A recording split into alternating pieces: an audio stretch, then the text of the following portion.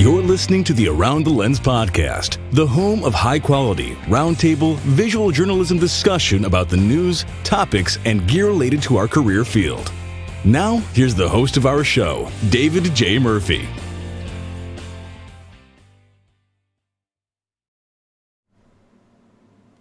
Hello and welcome to Around the Lens, episode 208. I am your host, David J. Murphy. Joining me this week is my co-host, Travis Keys. Hello, Travis. How are you doing today? What is going on? How are you doing today? Not much. Has it been a week already? It has been a week. It's going so I quickly. know, right? And if you notice, I am back in the studio here in South Korea. Welcome Thank home. you. Good to be back. Good to be back. I did enjoy my time in Hawaii, but all good things must come to an end. What a terrible place to have to visit. I know, right? I'm so sorry. Have you been there before? No, it's one place I definitely, it's on my bucket list. And I definitely, it's a long flight from here in New York, but I definitely got to get out there and try and get to all the 411 on places to hit. Because as much as I like to see in the big island, I want to get off and see all the side stuff. Right. No, absolutely. Maybe you can get somebody to actually pay for you to fly down there. Get some gig or something. Well, that would be awesome. Like you did not too long ago. You were at another tropical paradise. Plus my other spots. I know, right? Yeah. I think actually for you going down from New York, it'd probably be at least two flights. You'd probably have to fly to San Francisco or another West Coast city and then fly from there to Hawaii. So, Yep. Yeah, I think looking at about probably 12, 13 hours or something like that. Yeah, I would probably break it up that way. At least fly out, and hang a day or two on the West Coast and then fly from there. Yeah, that sounds like a good plan. But back now in the studio, all things are good and back to normal. No issues whatsoever with any of our setup here. Never. No, We never run into technical difficulties. yeah, none that hopefully you, the audience, will pay attention to too much. But no, definitely working out some stuff. But we got the show going, and we got an awesome guest here for us this week, Mr. Daniel Dreifuss. Daniel, please tell the audience about yourself.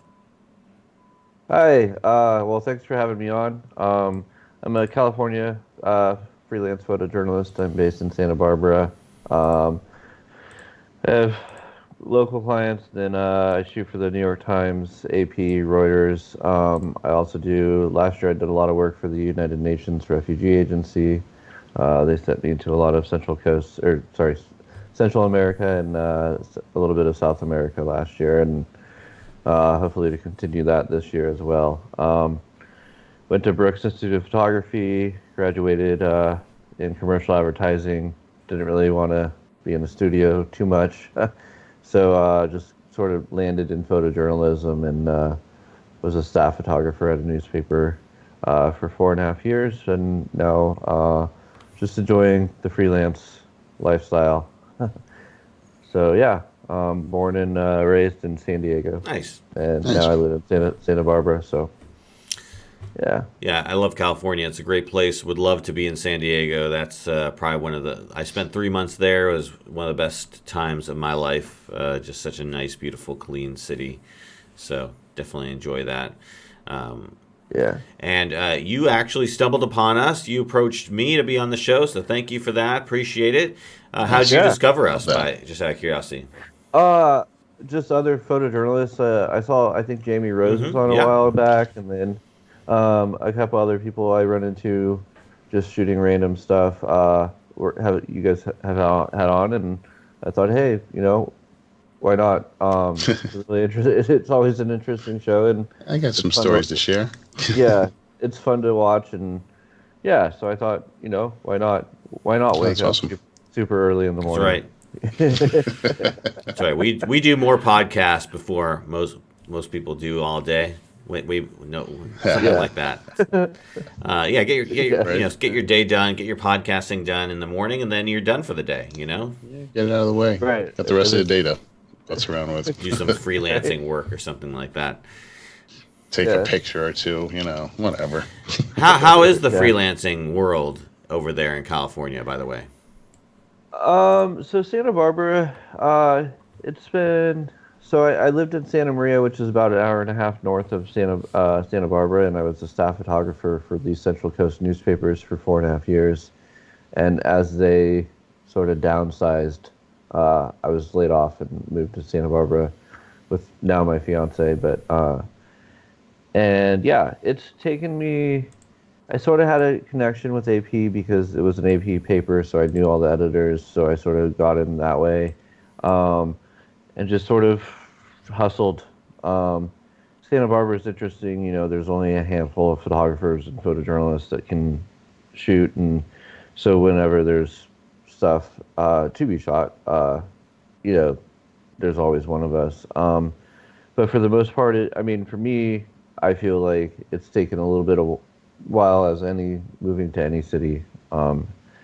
It's difficult to sort of break in and get your foot in the door, but I feel like Santa Barbara, I have a pretty good grip on it, and I'm either first or second called when stuff happens or when they need stuff, and for a small little city, there's a good amount of news here, so that's good. And then also, just I was shooting for the Santa Barbara News Press for a long time, and they kept me busy. And then they went through some changes and just got rid of the entire freelance department. Oh my God. So basically, they didn't even tell us. It was an email and a phone call with the new managing editor, who just told me, "Oh yeah, we're not using freelancers." 3 weeks after, like, no one was getting any assignments and no one knew what was going on. It was very unprofessional. There was freelancers that were like, I didn't so much rely on it, but like when I started not getting work, I started reaching out and finding other ways to get jobs, and some freelancers just thought they were just going to get work again, and they never did, and so it left some people like in the dust. And one guy had to move away from Santa Barbara because that was one of his only ways to get income. And yeah, so it was. But for the most part, Santa Barbara's great. I get used to not driving anywhere that's really far. Right. If I go more than 15 minutes, it's like a long drive. So it's a big day. Gotta plan it out, pack a cooler. Yeah, it's a big day. An emergency kit in the car as well. You never know what might happen in California. Yeah, flares, lunch. I got my fire gear and water and everything in the car. But, and then I also work part-time. I do content creation for a company called Brazen Life, and we make a collapsible foam roller. Oh. So yeah, it's really cool. It's three of us. It's a startup. They were on Shark Tank 2 years ago, but last year we almost tripled our sales from the year before, and we really got going. And so I do all their photos and video, and so I do that part time. But the reason I'm also still there is they're very flexible with my freelance stuff. So I can my schedule I can go in at 9. If I have stuff later in the day, or I don't have to go in, or I can work from home, or when I'm traveling for the United Nations, I can work remotely and do everything that I can remotely. So yeah, so it's really great. They're really great to be able to handle my other schedule that and let me do what I want to do. So, but it's a really cool company, and yeah, we're doing. Yeah, I mean, it's really fun to see, and I handle all our athletes, so all our professional athletes. So I send rollers I sent one to LeBron, Alex Martinez, the Kings, and yeah, so there's a lot of, and especially with the Olympics coming up, we're getting, from everybody seems to be going to the Olympics. But yeah, so that's, that keeps me, that sort of keeps me level, and that steady paycheck. But then, with freelance stuff and, for Santa Barbara being a small town, there's always seems to be, every other month there seems to be some sort of natural disaster or, some sort of event that people need photos. So, yeah. Cool. Yeah, I actually won't be going to the Olympics, although it's right across the pond in Japan. But all the tickets are sold out, apparently. Like, I try to go by. Yeah, it sells out. Yeah, it's crazy. I didn't realize how. I mean, I guess I should have anticipated, but still, it's like, well, okay, there goes any reason I would go to Japan for the Olympics. Besides, it's going to be a madhouse. It's going to be extremely expensive to stay there, and But it would be neat, to go, and this would be the best I opportunity. think there's still a couple of tickets left for the 5 a.m. curling, but I could. Curling in the Summer Olympics. That would be very interesting to see. That's why they're available. That's right, summer curling. Summer curling. Yeah. Indeed. No, it's hair curling. Hair curling. It's Hair curling. Okay, yes. Yeah. Go down to a salon over there, and I could see that. I had a 50-50 chance of the summer or winter, and I just blew it. It's okay. It's okay. No harm, no foul. All right. Well, we've got a great show and a lot of cool topics to talk about. And the first one that we're going to bring up is, came to mind because of you, Travis. You showed a picture of this neat looking laptop that I had seen in the news. I'd seen various influencers talking about it on the YouTubes, and I think it's a pretty neat thing. It's called the Asus ZenBook Pro Duo. Now, I don't know, is this your new laptop? Did you buy this, or is this something you're borrowing? Yeah, this is. I've been looking for a while now that I'm doing some bigger jobs and on the road a lot. I've found that the Mac, I was trying to get away with just doing an iPad Pro and making sure that worked. I wanted to travel much lighter, and I just couldn't quite accomplish everything that I needed to accomplish, especially now that I'm doing some video stuff and some content stuff that really requires a little more. So I'm like, all right, do I do the Mac or do I do a Dell XPS, or I'm looking at, or maybe one of these new Razer laptops, and I'm just trying to figure out what's going to be the best all-in-one unit for me to try and actually just do anything I need to throw at it on the road. And suddenly I saw this wonderful. I'm like, what is that? And it's this wonderful.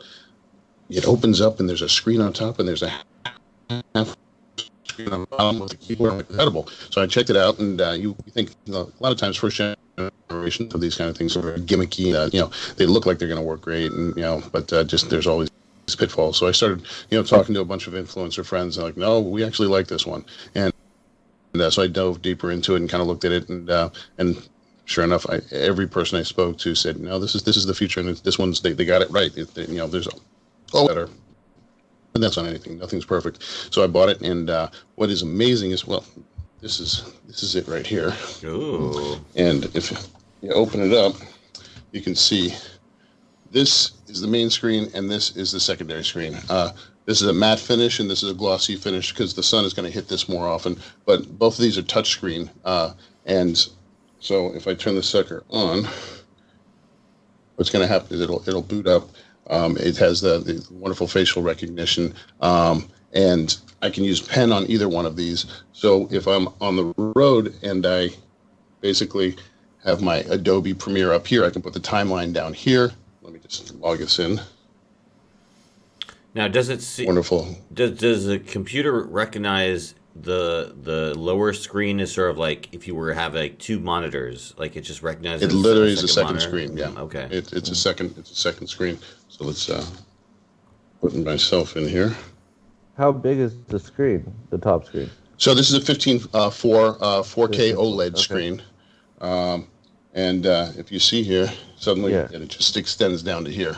So literally I can take something from up here and put it down here. Interesting. Oh, cool. So this is fully functional and touchscreen down here. I can move things all over. What's great is if I have preset kind of things, like I know I want to work on social media and whatever, I can just hit a thing. It'll open up all the screens that I want, and suddenly it'll put my APA up here. It'll throw my Facebook down here, my Spotify over here. So literally, and then I can just, reverse anything by just hitting a button. And there's a wonderful little trackpad over here that also, if you light it up, becomes a number key. Oh, fancy. Cool. That is fancy. So there's so many options with this, and it just made my life so much easier to have that extra real estate on the bottom and to be able to, just throw stuff down there, especially like, if you were doing say this podcast, you could throw, the main video up top, and you can throw all the OBS settings down below. Yeah. So you have two screens to work with. It just makes it a lot easier to have that extra screen and not carry an extra screen when you're trying to create on the fly. Yeah, because so I've been really impressed with it. Yeah, because I'm looking at this and I'm thinking to myself, is this really useful, or is this some sort of gimmick, But it sounds like you're saying this is actually useful, and would you say it's allowed more productivity than a standard laptop without the second screen? Yeah, without doubt. How many times, you're working and you have to like go back and forth, you bring something up on the main screen you're filling in and you have to keep going to the web page to get the information. This, you can put stuff right down to the bottom. You can keep things in the notifications down below. Mac tried it with that little tiny little strip, but this is a fully functioning, high definition, it's I'm kind of blown away by seeing everything at CES this year. Everything's turning into a foldable, and everything's going to have dual screens, and it's the way of the future. And this is one of the first ones. I think they got it right, pretty much right out of the gate in the first gen of their release, and it's definitely changed the way I'm kind of working on the fly, and it's enjoyable to work with. And God, you show it to anyone, everyone's eyes go like, "Oh, what is that? What is this witchcraft?" Yeah, right. So it's and having the pen, and literally the whole thing on the bottom can become, I can recognize my hand writing and turn it into text. You can fill out Adobe forms, right on there, and sign it right on the spot. So I mean, there were a lot of things like when I was just away at CES and with my iPad, and I had to sign a bunch of documents for a client that I'm doing, and just because of Apple, and the way it works with their wonderful, browser and stuff like that, it just wouldn't open up, and I couldn't do anything on it. And I was, suddenly like, oh, I have to go power a computer or get a real computer to do stuff. Yeah. And I'm like, I can't do this anymore. I have to travel with a legit full functioning laptop. Yeah, no, I feel that. I was down in Hawaii. I was trying to use my iPad Pro or as sort of my laptop, and it's not really tenable. I mean, you can look at pictures and stuff on there and look at video, but I've got the 64 gigabyte model. I can't I have a nice little SD external hard drive, 1 terabyte, but I couldn't figure out how to stick that into it. And I was just like, this isn't really good for productivity. But you know what is? Let me show you this new laptop. Do you have something wonderful? This new laptop I just got. State of the art 2015 or 2014 MacBook Pro. Oh. The one refurbished. Right, yeah. No, this is my old MacBook that had been stuck in. Oh, you finally got it. Finally got it. Yeah, I finally. Been stuck in the United States for the last 6 months because I got the battery replaced at Apple before I came to South Korea, and that's great, but I had left by the time it was done, and there was no way to ship this overseas because it's a 6-core battery, 6-cell battery, and so I had to go to Hawaii to get the laptop, had somebody ship it to me, and I almost didn't get it because this couldn't be shipped. Even shipping to Hawaii in the United States, you can't ship things over the air because that's obviously the reason. They don't want to put batteries in the cargo hold and whatever. And so they actually had to ship this via cargo ship to Hawaii. And what's funny is because of the amount of time it takes to ship something overseas via cargo ship, I almost didn't get it. It got to Hawaii a few days before I left. So barely missed it by that much. And if it hadn't gotten to... It would have been sitting in Hawaii for 6-8 months. Right? Well, Ron would have gotten it and mailed it back to Florida or Texas, and then I would have gotten it in a year when I came back home. So I almost bit the bullet and bought a new laptop, but I held out, and thankfully now I've got my old, trusty, reliable laptop there. But, I'm interested. Did you buy this before or after you went to CES? After I went to CES, I definitely went and looked and kind of see what was coming out in the near future, and what was going to possibly come out with some of the wonderful innovation stuff that Dell's doing and stuff like that. But this one was here and now, and every single review, people were impressed with it. And it's an i9, it's 32 DDR4 RAM on it. It's handling anything I'm throwing at it right now with ease. So I think for right now, it's really working well from what I need from it. Yeah, no, I mean, were you? No, sorry, go ahead. Did you have a MacBook? Did you have a MacBook Pro before? I've had MacBooks, I've had Dells, I've had Lenovo's, I've built my own custom PC that I'm on right now, and so I've used pretty much everything. And it's one of those things. I think computers are very specific to your needs, and I would consider myself a little more of a power user, and the MacBook just didn't come close to what I needed on this, especially with that second screen that it allows me to do things that I just couldn't do unless I carried another monitor to hook into it, or and it's got the speed to do it, and it's got touchscreen. I mean, I can do so much with just the touchscreen, and MacBook doesn't even acknowledge touchscreen basically, unless it's an iPad, and that wasn't suiting me at all. And then I have pen input, and I can do retouching and stuff right on the thing, and I can pinch to zoom on the screen, and it just makes everything so much easier, especially when you're on the road. It's like carrying a Wacom tablet with dual screens and something that's fast enough. I mean, that's pretty incredible that you can fit all that into one of these computers, and put it in a backpack. Yeah, no, absolutely. And I was thinking, I asked the CES question only because, you're right there at the forefront of seeing what's going to be coming out, soon, or hopefully soon. It's hopefully not vaporware. Yeah. And I know there have been a lot of these kind of dual screen laptops, or like one single screen foldable, you probably saw those things firsthand. Were they not intriguing enough to hold out for, or do you not know, or they don't know when those are going to come out? The ones that I saw that were sort of intriguing, there was some that were kind of foldable that became one screen. I think the first generations of it will not have as fast a processor and will not be able to kind of handle the stuff that this one can right out of the gate. There was a lot of stuff I saw that is coming down the pipeline that was sort of prototypes and maybe coming out. So, who knows? I'm not going to wait 6 to 8 months to a year for something that I think might come out, because I need it now. So this was the very best I could find for my needs right now, that I can walk out and really kind of rely on in a way that's not hoping that it's going to come out in 6 months, or hoping that it's going to get reviewed well and do what I needed to do. This one kind of clicked off all the boxes right away for me. No, absolutely. How much did it set you back? It's a $3,000 computer. It's not something you're just going to lightly run into and say, hey, I want that as a flight of fancy.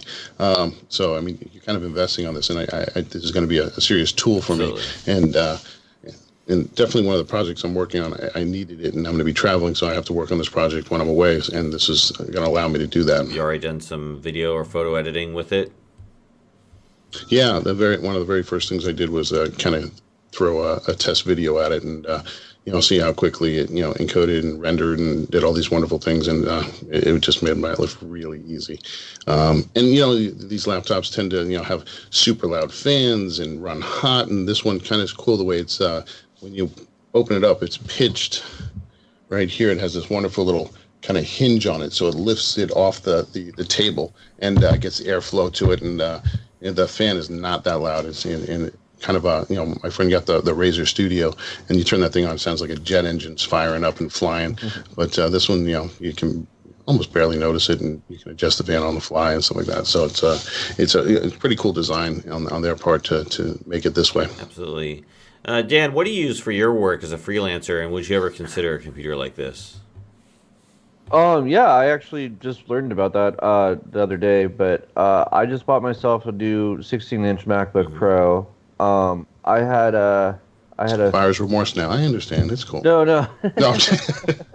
I actually so I had a 2000, I think I want to say 14 MacBook Pro, and when I bought it, I didn't feel like, I didn't think about upgrading the RAM or the hard drive or anything that I should have upgraded. And with, over the years, after just working on it so much, and then now that I do some more video and trying to edit video, and then just with file sizes and everything, it was just, I got so frustrated with it a couple trips ago, and I was just like, I can't do it anymore. Like, I can't. It takes me so long to render a video. It takes so long to just either, 30 photos shouldn't take that long, and it's just like saving it just renders and takes so much time. So I custom built a 13-inch MacBook online, and it was sent to me, and then the same day I ordered it, the 16 inches came out, and I was like, okay. It was basically the same price as I paid. it actually, the 16 actually ended up being $160 cheaper with 2 more processors, a bigger hard drive, and the 16 gigs of RAM. And so I went, and when I got my 13-inch, it was actually broken. I opened up the screen, and I was getting pixels all the way across, and I was just like, really?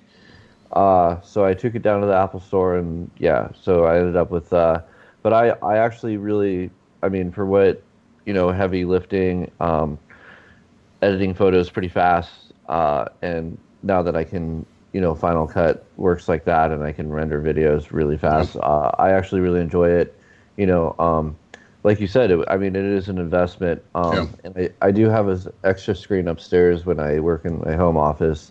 So I do have the plug-in to, if I want it to have 2 screens, I always do that. If you have an iPad Pro, you can always have Sidecar. Yeah, yeah.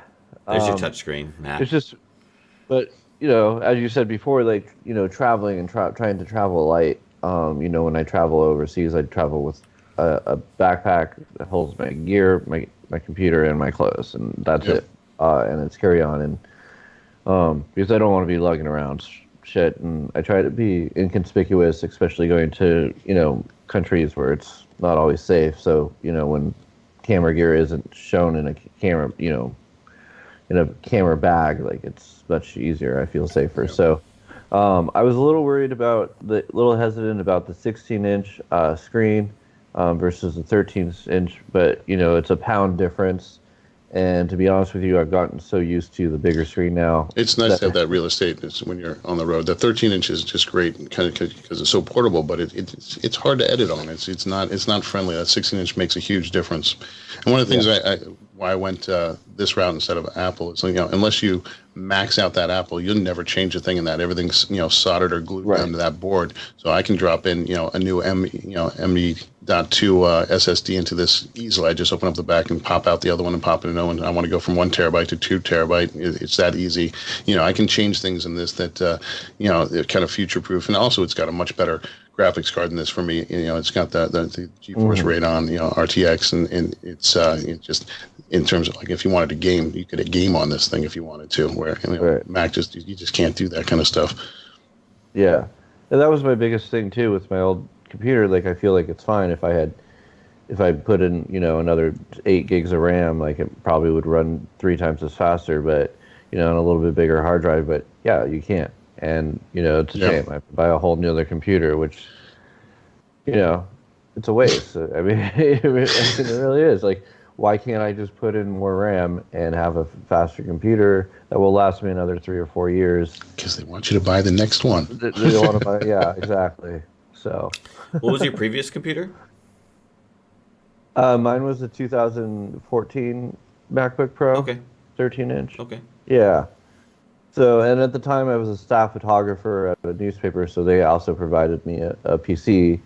So I used that for work. So I never really got a whole lot of editing and stuff. I just, not taking your work computer with you when you travel. It's like, it's so, yeah, so I bought myself a computer, and then it was just like, oh, I should have upgraded everything in it. Yeah. So, but I learned this time. Very, so. very capable computers. The 16 is getting a lot of good reviews, and people really enjoy it. Yeah, I don't mind the touch bar. I do think it is not a whole. I mean, it's not really. It's pointless. I mean, it's cool to look at. It's pointless. But yeah, I still don't. I mean, other than it looks cool, I don't really know. I mean, you show it off 1 or 2 times to people, and then you never use it again. Yeah, I mean, I don't care if it's a touchscreen or a button. Like, it's the same thing to me. But I think it's just one of those things where it's like, oh, well, this is a new feature. It's like, oh, what does it really do? Not a whole lot. So, but yeah, I've also, I've considered one of those screens that fold out from the back, and if I do need a side screen. But usually, if I'm editing, a lot of stuff at home, then I'll use. Yeah, for me, it was really cool when I room in this and just drop the, all the pictures down below, and I had the main one up front. I could, just literally touchscreen and swipe through the bottom of the other pictures and hit and like, so easily cull through it, with the bottom part, and then looking at up top. It just that multifunction of having those 2 screens right there was amazing for me. Did you use two screens before too? Did you have? No, I mean, if I had a laptop, I just had that one screen, and suddenly, you throw up Lightroom up there, and you have this big picture and these small little, thumbnails, and you're trying to, resize windows and stuff like this. And now it's just, because at home, my main station, I have two big, 32-inch monitors, and Right. I'm so used to like seeing such a huge array that when you go to a laptop, it gets very frustrating to edit. And a lot of times, I would just wait to get back home, and now I can really kind of, maximize and edit on the fly with these two screens. Yeah, I was a little worried about carrying such a big computer around. Yeah, there's trade-offs, obviously. Yeah, but on my last trip, I was like, okay, well, I have time to return it if it's way too big and if I don't like it. But Yep. I didn't really notice much of a difference between the carrying it, and it's actually a little bit lighter than my old 13-inch MacBook Pro, so like the weight wasn't a huge factor. So I just I got used to it pretty fast, and that was my big thing. It was just like the convenience of the 13-inch, but now I'm so used to this huge screen, and also the sound on it is just great. Like if I don't have headphones in, and I can watch something or edit a video, the sound on it is binge watch some Netflix series on the way. Yeah, so that's a huge plus, and I actually didn't really realize that till afterwards, and I was reading. Like somebody else was like, "Oh, did you listen to something?" And I was like, "I actually haven't watched anything on it yet." But once I did, like the sound in it is really. I'm very surprised, pleasantly. Yeah, the speakers are really impressive. So that was a big upgrade as well. Nice. Yeah, had I not been able to get my MacBook, I probably would have upgraded to the 16-inch MacBook Pro, but I think I'm going to hold off on this and see how long I can drag this thing into the kicking and screaming into the future, or how willing I'm willing to wait for the render. They hold up. I mean, those hold up. I still have a 2015 MacBook Pro that I maxed out at the time. The thing still does quite well. I mean, it's it's getting long in the tooth now, but it still works great. Yeah, I can edit 4K video. I can do this podcast. I can do photo editing without any issues.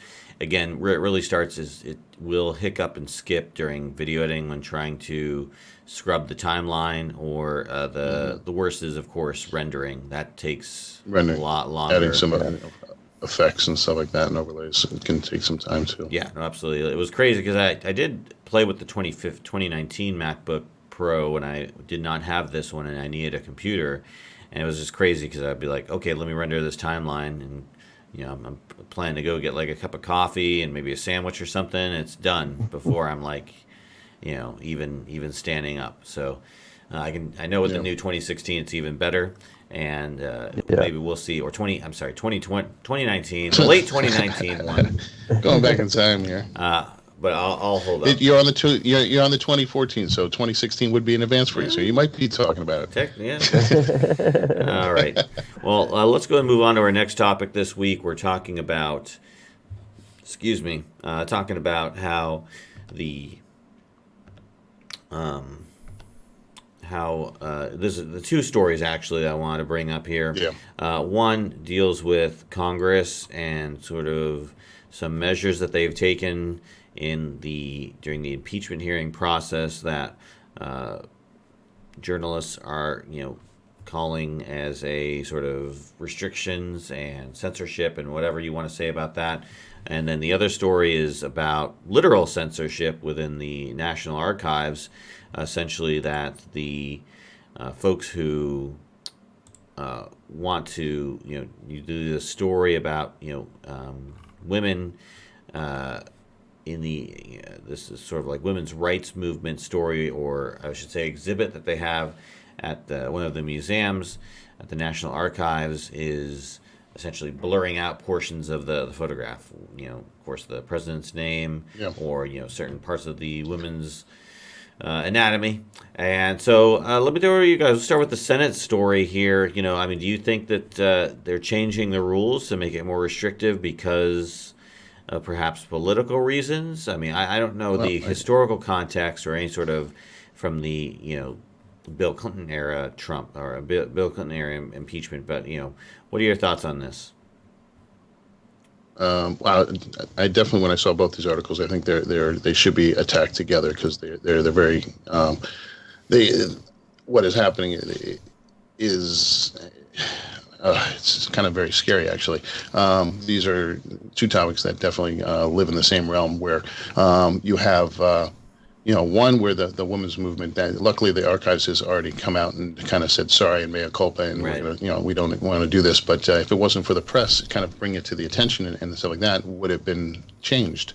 So you take that, it's like the press finding that out and bringing it to the public's knowledge and changing it to censorship and blurring, the reality of what happened in history, which is, like state media, which that's very scary when they can kind of dictate what you see and what you don't see, leads into the Senate thing where, the impeachment trial, another article on it is, they were restricting, cameras and stuff like that. But on the trial, they say they're just, when delivering the impeachment articles, they said they were going to go to one video camera and no, still photos and stuff like that. And that gets scary because, suddenly there's only one feed. There's no, like if they change it, it's state-run media. They get to choose what camera is seen, what image is seen, and whether it is ever seen.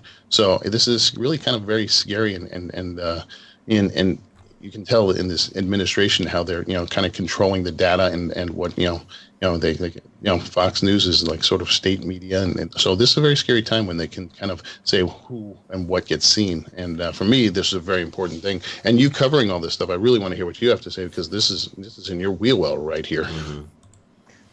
Yeah. I mean, for me, I also think just from a historical standpoint, like being able to see the photos and the video of, the articles of impeachment being delivered is important for American history. It doesn't matter if you're Republican or Democrat.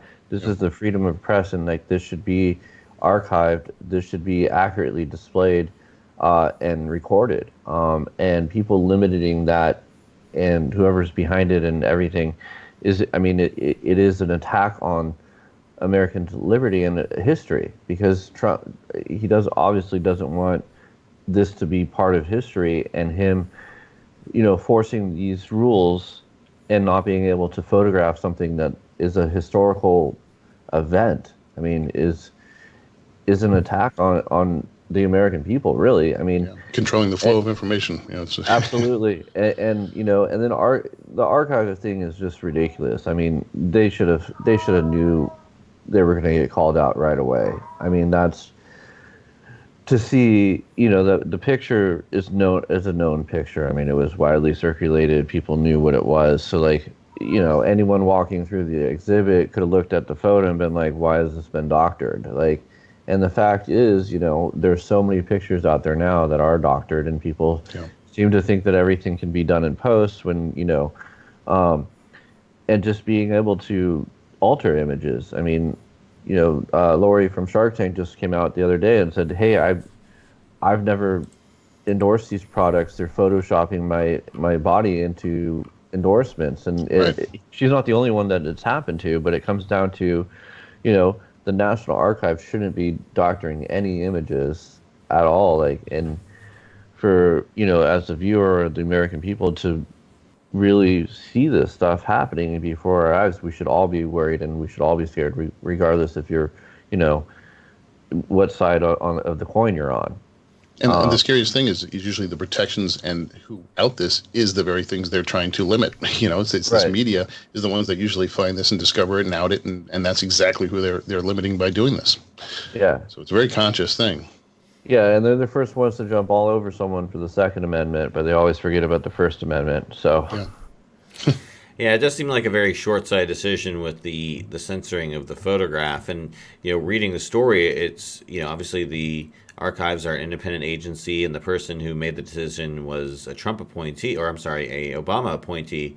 So it's kind of like their reasoning didn't make sense, and that's why they after getting public pressure, decide to relent on their decision. And, looking at the comments and whatnot, or the discussion about this, it's like, if they were so concerned about the photograph having these items in it, then choose another photograph. There are unlimited amounts of pictures from protests. If you want to choose a protest photo or women protesting, I'm sure they could have found one in the archives that wasn't necessarily offensive, or what they considered initially offensive. So But looking at this, I'm reminded of the story 1984, which is all about essentially how the state censored content to hide facts. They would censor photographs, censor documents, and whatnot. And this kind of gave me that 1984-ish vibe. Whoever made the decision, or for whatever reasons it was made, it was just like, really, that it rubbed me the wrong way. So glad to see they relented, but I'm hoping that there's a larger sort of examination into how this came to be, so we don't have an issue or an incident like this happen again. With regard to the Senate blocking, I don't want to necessarily go against what's being said here in terms of the facts of the story, or make assumptions that may or may not be true, but it just is sad to see the limiting of what is considered the fourth estate, in terms of doing their job and providing that sort of independent voice and coverage of anything that's going on Capitol Hill. And wish we could have had Evelyn here to kind of chime in on this, because she would have been able to give us, exactly the kind of, sort of justification for her and whatever, all the journalists who work in Capitol Hill and do this sort of thing, and why they're there. If you're going to limit, the ability of the press to do their job, then again, that's an attack on the fourth estate directly. And then what's the point of, doing anything in the public eye? That's what you're supposed to be doing. That's what, these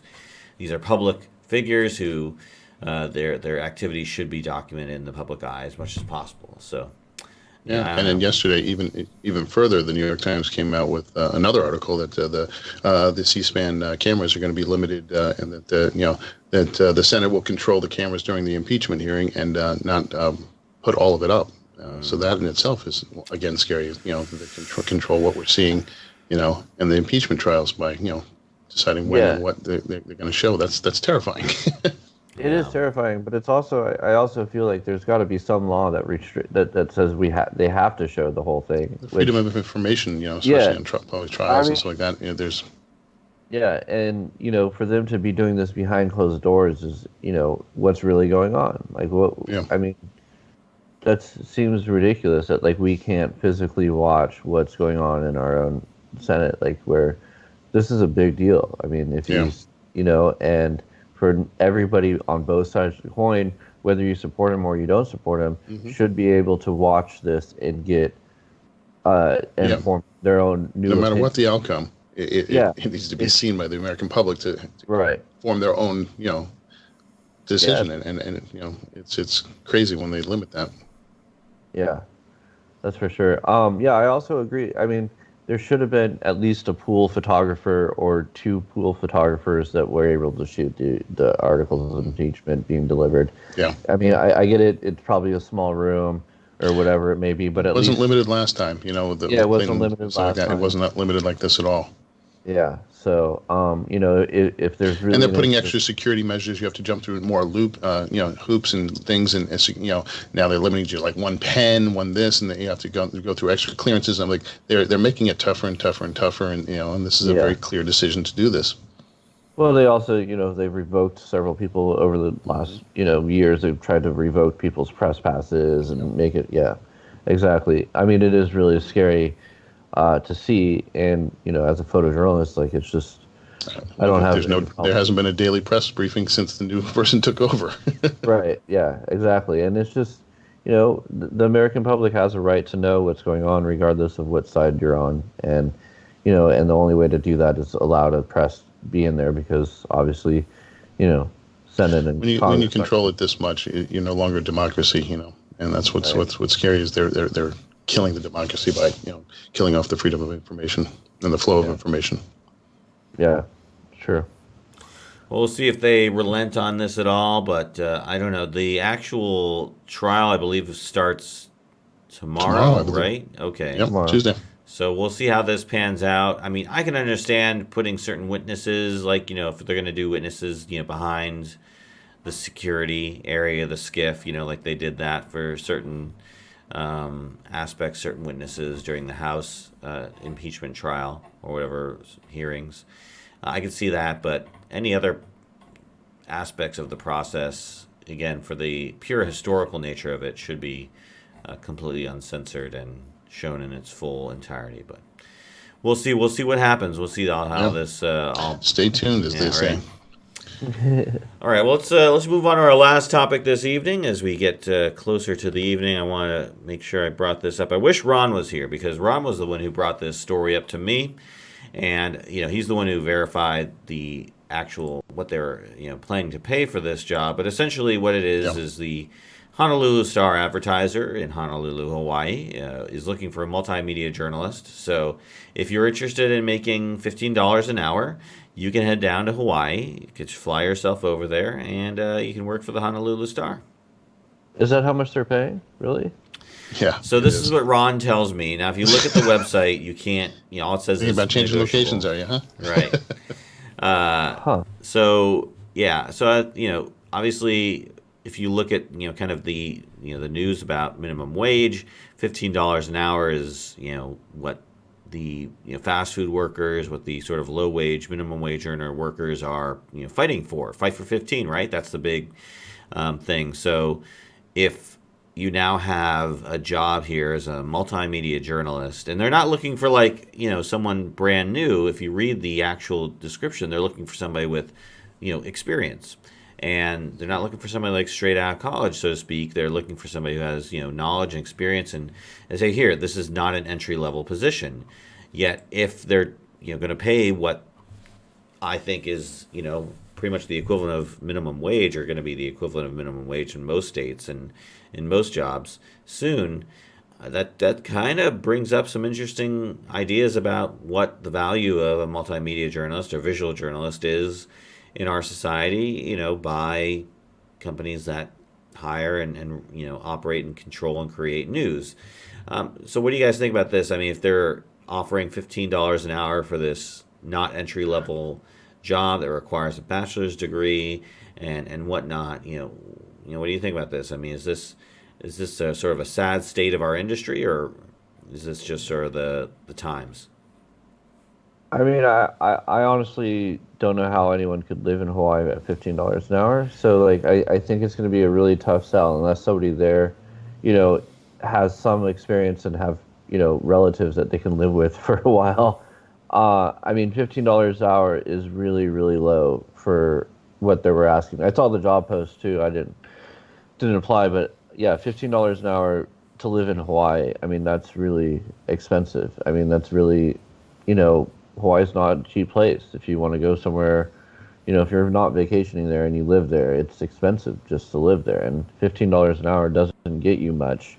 That's, for a grown adult who has experience and a bachelor's degree, you don't necessarily want to have a roommate, and you don't want to live in an apartment with 6 other people. And at $15 an hour, that's what you're going to have to do to be able to live there. I do think it's kind of a slap in the face too. I think that, they wouldn't offer that to an editor. They wouldn't offer that to someone with, 6 years of writing experience. I don't think, but, for someone that has multiple media, experience and has to pay for a lot of their training and their experience, you don't always pay for the person, you pay for the 10 years of experience they have as well. And I think saying, oh yeah, well, we want you to have a college degree, all this experience, and we're not going to pay you anything. We're going to pay you barely $15. What does that say about the company? They don't respect or honor or want someone that good. To be honest with you, I mean, you get what you pay for. For someone that isn't that good, that still wants to have a job, they might take it. But for someone that has experience, that shoots for big name papers and has traveled and the whole 9 yards, they're going to look at it and be like, I'm sorry, my time is worth more than $15 an hour. Yeah. And that's what they're going to get. So what's I mean, obviously, I'm chairman of American Photographic Artists, and obviously we have huge advocates for photographers and rights and stuff like that. And this is a very scary path that we go down, because this is why unions start. This is why to make sure that people's value is met, and this is devaluing what we do. And the scary thing is there's a lot of people out there that need a job, and they'll take it because they need that money. Even at $15, it's more than sometimes what they're making, because jobs have been stripped, jobs have, are not out there, and they need to make ends meet. And unfortunately, if someone takes this, it just hurts everyone. But and it's going to help them, hopefully. But we're in a scary state of affairs when a job of skill and years and tenure becomes a $15 an hour kind of job. So this is something that we as photographers should rise up and say, no, we're not going to accept that, and not take the job, and make it a very clear example of them that no, this isn't right. So it's sort of up to us as to self-police and say no, this, and draw attention to it, and saying you can't do this, and this is not fair, nor just, nor it's not a living wage that someone that has spent a lot of time to educate themselves and prepare themselves for, and it's not just like pressing a button. This is something that they've spent a lot of time in their career to have the expertise and education and knowledge to perform those activities and years of experience. So if they think devalue that at $15 an hour, that's then hopefully they get what they're paying for, and they won't succeed in the long run because of it. Right. Yeah, but they're also not going to keep someone there too. Yep. If somebody takes the job, they're Absolutely. there for a year. They're there for a year. They learn, and they have a year under their belt. They're going to go on, and they're going to move back. Either move back to wherever they were from, or find a different job that pays more. It would be one thing if it was an apprenticeship job where you'd try getting your feet wet to learn and stuff like that. But that's not what they're actually looking for. Someone that's inexperienced. It's not an opening position. Right. Yeah. They're looking for somebody who can actually create content and work independently, and obviously just raise the cachet of the Honolulu Star with the content they create. So it'll be interesting to see who actually applies for this job and whatnot, because I think they're obviously acting on the idea that there are a lot of people who are looking for work, and there's not that many jobs that are going around. I've not really checked out journalismjobs.com myself. In a few years, I'll be in that boat where I'll be looking for new work, but at this time, it's not something that I keep an eye on. How about you, Daniel? Are you looking around the job market? Obviously you have your freelance gigs, but I mean, would you take or looking for a more permanent staff position if one opened up at a publication? Yeah, I just applied for Associated Press is hiring a photographer in Los Angeles, and I just applied for that position because one of the editors down there sent it to me. But to be honest with you, I like the way my schedule is now, and I like the freelance world, and so going back to being a staff photographer, I just remember I didn't take a vacation for 2 years because it was my first staff position. The first week there was 2 murders, and there was a fire. It was just and so I just remember the stress of being a staff photographer, and it depends on the paper and it depends on the place. My fiance has a really good job here at UCSB, so that's also plays into fact, and being able to take assignments when I need them, and pitch stories and then turn down assignments if I can't, it is less stress on me. I wouldn't mind being an AP photographer. I think that'd be a cool job. It really depends on the job, but yeah, I saw the Honolulu job and I thought to myself, oh, this would be a cool job. But yeah, now that I know how much they pay, I mean, I would really find it, I feel like the top 10 candidates are immediately going to turn it down once they find out. And that's sad because, I'm sure they're a good paper, and I'm sure, Hawaii's a beautiful place and it's a great place to live. But, at $15 an hour, I got paid slightly less at the paper I used to work for, but the cost of living in that city was also way less. I paid $800 a month for a 2-bedroom apartment, so, there's the cost of living, and so there's that, situation as well. But, Yeah, I take a look and I keep my eye open, but for me, I mean, I love freelancing. I don't get all the benefits, and taxes are a nightmare. But and with the new law in California, which has made it even a bigger hassle. But for the most part, it's nice because I can, a couple of years ago, I took 3 or 4 months off and traveled Southeast Asia and, published a book. And then I was just in South Korea too, 2 weeks just because, I saw a cheap flight online and was like, hey, never been. So I went,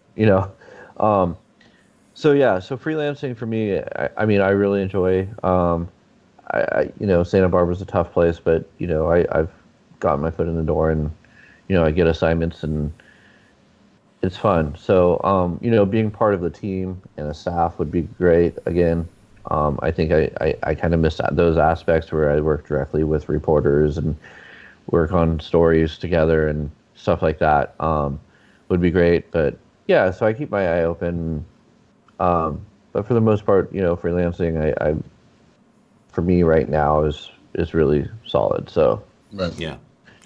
Yeah, no, I think locality plays a huge impact in terms of how much someone is supposed to get paid or should be being paid. And yeah, Hawaii is very expensive. I can attest to just being there for 2 weeks, and it was costly, and I won't be taking another trip there again for a while, or any trips for that matter for a while, because I need to get the bank account back up to balance. But what?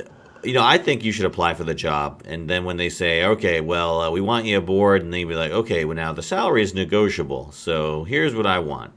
And what do you think what do you think would be a appropriate salary for that type of job, in your opinion? in my opinion, I mean, for me, it comes down to experience. Mm-hmm. When you have 10 years of experience working for wires and then also papers, you have a different experience than working for your college newspaper where you go out and shoot everything, for 1 year. And, part of being a staff photographer, you shoot after, a year, you're starting to repeat assignments. You start shooting the same stuff unless it's breaking news or, I mean, even fires. Like, I still feel like, when I cover a fire, it's still like, oh, here we go again. Like, let's get the shot, of this guy putting out fire. Like, but yeah, so I mean, I think for what they're looking for, anywhere from 5 to 10 years of experience, plus a bachelor's degree for Hawaii. I mean, I do think it should be up, $25 to $30 an hour. I think is fair to live out there. It also, does mileage, do they cover mileage? Do they cover, do you get health insurance? I mean, you have to factor in all that too. Right. Because I pay, I pay for my own health insurance right now, but, Sure. When I was a staff, like I had health insurance through the company. So there's all that factor comes into play too.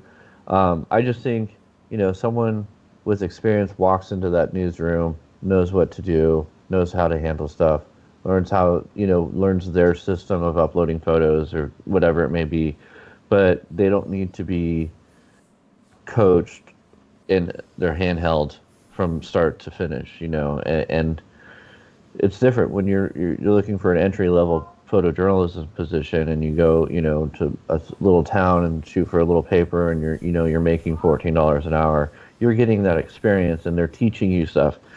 They're not looking to teach anyone anything. They're looking for someone to go in there, be ready to go, and then, and then just show up and be ready. And I think that experience plays a huge fact in being able to do that. So maybe they're just looking for one of these, Instagram influencers or something like that. Right. They just want someone to up their social media, and They want somebody with maybe professional. that's what they're looking for. They want somebody with Yeah. professional journalism experience that includes reporting, video Yeah, an production, influencer, and not social Instagram media. influencer. Those are professionals. Well, there you Yeah. go. Okay. I mean that's why a certain someone got certainly hired at a certain paper in Northern California, but Oh. we're gonna leave out names. Okay. Because of his social media influence or Oh, his wow. followers. Yeah. But that's not here nor there. But yeah, I mean Hey, I'll take a camera and point at myself and be like, yo, what's up? It's your boy, Dave Murphy here. Like, comment, subscribe. All right. There you go. If you'd like to I'm get an the link influencer. below. Yo. Hey, click the link on the screen. This must be somewhere on the screen. Subscribe. Anyways, speaking of which, hey, go to aroundthelens.com Hey. and find links to all of our social media and our Patreon. You could donate as little as $1 a month and get full and complete access to everything we post well ahead of when we post it publicly. So go check that out. All right, well, I think we're going to close up this week's show because it's been about an hour. Daniel, is there any place you would like to send people to so they can learn more about you or your work? Yeah, DanielDreifuss.com, DREIF like in Frank USS, and then also my Instagram is PunkyKid, PUNKEYKID. So I'm hoping at least I get 5 followers. The around the lens bump, as we call it. Yeah. Yes. Yes. Yeah, and then that's thanks for having me on. I really enjoyed it. Yeah, you're a social media Thank you for influencer. reaching out. Come on out to Hawaii, and then when you get there, you can say hi to Ron. Ron was a very gracious host, awesome guy. If you ever, he wanted me to let everybody know, if you're ever in the Hawaii area, you can always look him up, and he will be happy to give you a ride or meet in person or whatnot. So he loves loves the fans or fellow panelists. So he was a true gracious host and helped me get settled into at least the first week when we were on Honolulu, and then after that we went to Maui and then Big Island. We actually visited 4 islands. Oh wow. Molokai was a short stop. Not much going on over there, but it interesting sort of to see another aspect of Hawaii. All right, well, I think I've done enough plugging for stuff. Travis, you got anything before we sign off? No, just as always, if you want to continue the conversation, or you have wonderful new topics we should discuss, or if you want to be one of our wonderful guests like Daniel here, who reached out to us, if you have a wonderful topic or something you think we'd be interested or want to talk about, reach out to us. We always love to hear from you, and extend the conversation offline with us. We'll answer back and talk with you. We love it. Yeah, let us know if we agree with what we're saying, or we think you should say something different. All right. Well, that's been great. Thank you, Daniel, so much for being on the show. Truly appreciate it. Always welcome back. For Travis Keys, I'm David J. Murphy. This has been Around the Lens, episode 208, and we are out. Thanks for listening to Around the Lens. We hope you enjoyed the show. To continue the conversation, head on over to one of our social media outlets such as Facebook, Instagram, YouTube, or Twitter. To support the show financially, consider donating to us via Patreon. For show notes from this week's episode and links to everything else we talked about, just go to our website, aroundthelens.com. Finally, if you or someone you know might be a good guest for the show, get in touch with us via email at info@aroundthelens.com.